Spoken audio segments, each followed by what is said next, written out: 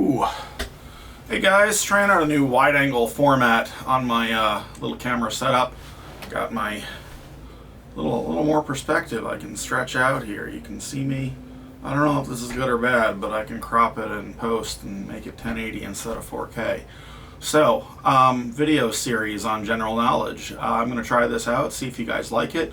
And I'm taking a request today. The first request that I got in my general knowledge series was my strategy on electing third-party candidates. Apparently that piqued somebody's interest. I've been trying to pique interest on this for about 12 years now, and I've had very little luck. So, here's the question.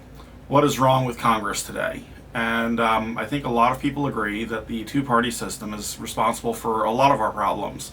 It's causing a lot of corruption. It's making it very hard to get good policies that benefit regular Americans. So, what do we need, or why do we need it? I mean, the basic problem with the two-party system is that there aren't really just two choices in perspective, and not everything is polar. In fact, for most things, for most issues, most Americans are really somewhere in the middle. Pick an issue. I mean, not even to go through examples, just any issue you can think of, there's not just two positions. People are not just either or. I mean, even something as polarizing as abortion, most people are not at the extremes. Most people believe that abortion should be regulated and should be legal, but can have some basic limits to it. Very few people feel that abortion should have no limits ever under any circumstances and should be easy access at all times. And very few people think that all abortion should be illegal at all times with no exceptions, no matter what. So, okay, so nobody really believes either of the two extreme perspectives. So why are we choosing between extremes? Now, I don't personally think the Democrats' position is actually extreme, but, nonetheless, it's a big tent that has to accommodate the people who have very extreme views as well as the people who have more moderate views. So why are we forced to make that choice? Why are we forced to choose between Republicans who want all abortions outlawed and zero access to it versus Democrats who, well, okay, honestly are pretty moderate on that issue, but, maybe some Democrats are more extreme, and we still have only those choices. So the reality is a lot of people on various issues have a different belief. Most people are more centrist, but a lot of people have different out there opinions. Libertarians are very popular. Libertarianism is a very popular worldview, political perspective that is not strictly conservative. It's not, well, certainly not strictly liberal. Generally speaking, libertarians will describe themselves as socially liberal, fiscally conservative, and small government. Well, there's no party that represents that in Congress because both parties like big government. They just like their own flavor of big government. And neither party is actually as socially liberal as we might like. Democrats try, but there's still a lot of hidden conservatism in the Democratic Party in terms of social issues. So, okay, so what if you're a libertarian? What do? How do you choose between Democrats and Republicans? You still have to just pick an issue that matters and settle for the side that is closer. And that's not really a great choice. That's not really something people are very happy about. So, if you're a libertarian, you might want a libertarian congressman. Even if he's not your libertarian congressman, you want someone somewhere to be a libertarian congressman. And our current system is not making that happen. So, here's the question. How do we make it happen? How do we get third parties into Congress? Whether they're libertarians, Green Party. I have a friend who's trying to run on the Green Party ticket. And I'm very frustrated because he is not interested in following my strategy. So here's the question. What is my strategy, right? I have this unique answer that nobody else has access to this intractable problem that we as a society have been struggling with for a century and more. No, I do not have elite knowledge. I do not have a magical occult answer. I just have something very simple, which is apply the strategies that we know work. Right now, Republicans and Democrats both are applying strategies that were tested, that were really developed and tested by the Obama campaign in 2008.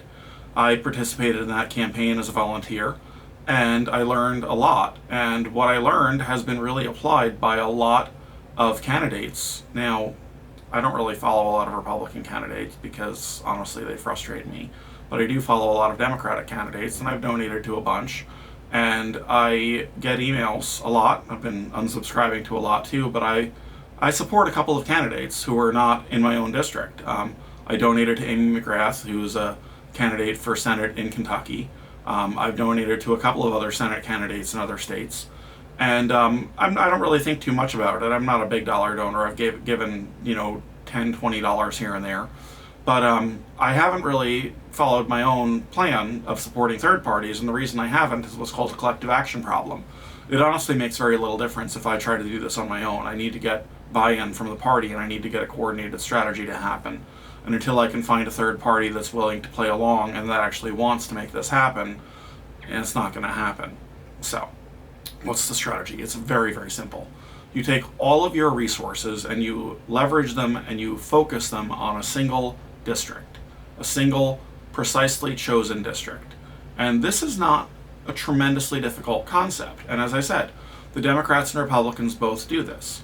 Look at safe seats.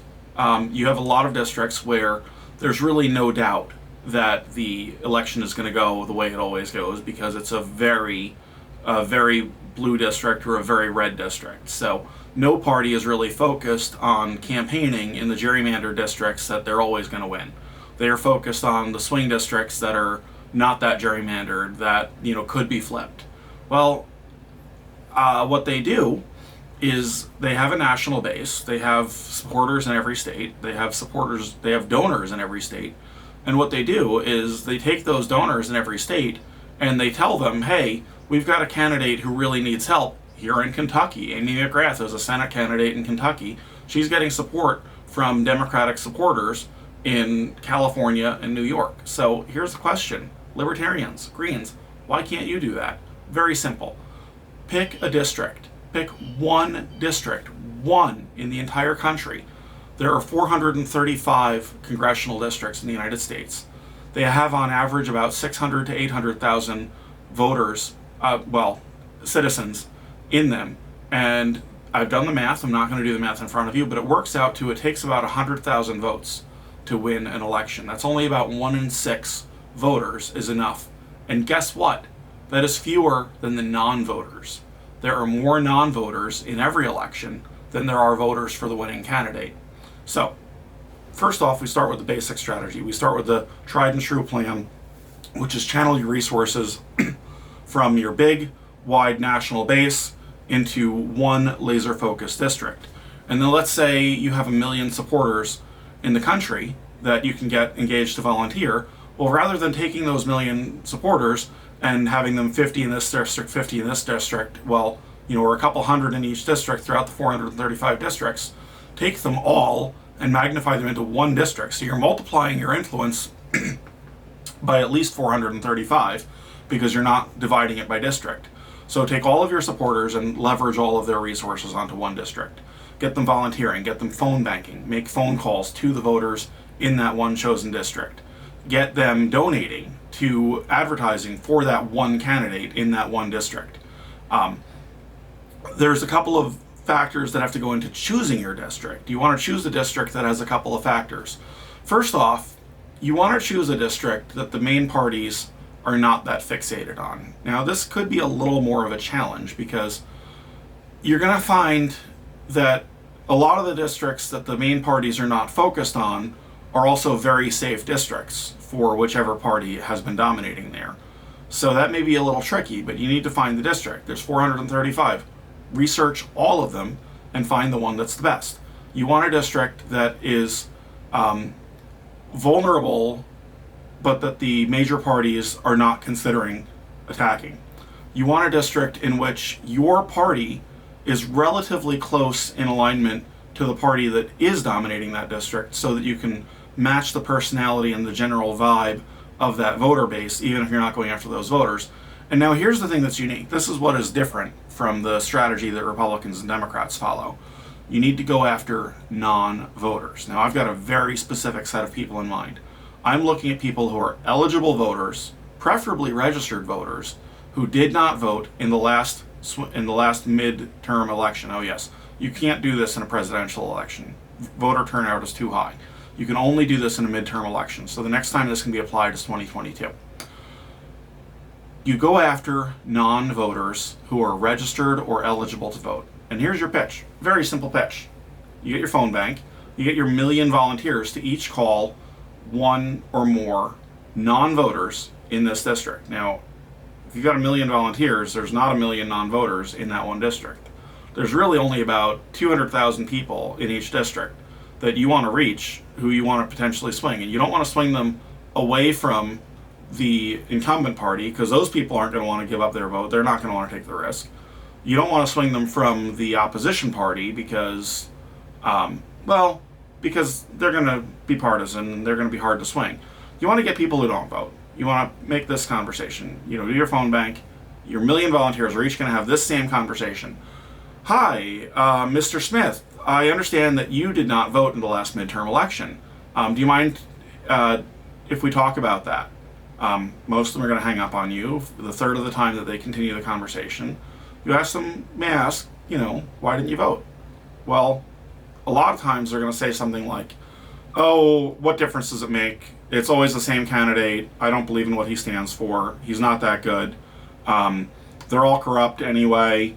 Neither party really represents me. And what difference does it make? Something along those lines you're going to hear. So your answer is this. Well, I understand that you're frustrated with the status quo. I am too. And I understand that you don't want to vote for a Democrat or a Republican because why bother? So we're here to talk to you specifically as a person who didn't vote in the last election. You are our target demographic, and we want you to help us with an experiment. Not a campaign, an experiment. We want you to help us send a message to the politicians in Washington that what they are doing is not acceptable and that we will not all stand for it. And you are uniquely situated as a non-voter to come out and speak for yourself in a way that you haven't spoken for yourself before and send a new message. So that new message is, Democrats, Republicans, we don't like either of you. We're voting for someone else. So I'm giving you the opportunity to make that protest vote. We have a candidate running in your district whose views are probably going to align with yours, because we notice that most of the people in your district are fiscally conservative and socially liberal. We've got a libertarian for you. He believes what you believe, and he's not beholden to either major party. So look, this isn't going to cost you anything. It's not going to take a lot of your time. I'm asking you to take 15 minutes of your day on election day, go and cast a vote for our candidate, Mr. Jones. Can you do that for me? Well, I don't know. Maybe I could. What do you have to lose? That line works for the president. Why can't it work for us? So that's it. You go after non-voters, you target your district, you leverage your resources across the country, and if you do that and represent a third party, maybe you'll win, maybe we'll get some seats in Congress. And if we do enough of that and get all the third parties, then we can create a movement. It just takes one district to get the attention of the media and say, wait, what just happened? We projected this as a Republican win because it was always a Republican win, and now it's libertarian. Where did that come from? Where did that come from? We've never seen that before. And once we've seen it once, now we have a framework that we can see it before, that we can see it again. Now, other things are important too. It's important to revise the ballots. It's important to get rid of first past the post, get to ranked choice voting, get to instant runoff voting. But we're not there in the election. And that's a state issue, and we should be focusing on that, and we should be doing that. But while that's not done, let's use what we have to make some changes. So, hey, if anybody's interested, I have this domain, polypartisan.org. I have a website. I basically explain this on there, and I just stopped maintaining it. So it's going to be going offline in a couple days if it hasn't already. And I'm looking for somebody to take it over. Just take over the expense of maintaining it. It's like $6 a month. And head up the project and see if you can coordinate with parties to make this happen. Because I'd like to see this happen, but I've kind of given up personally.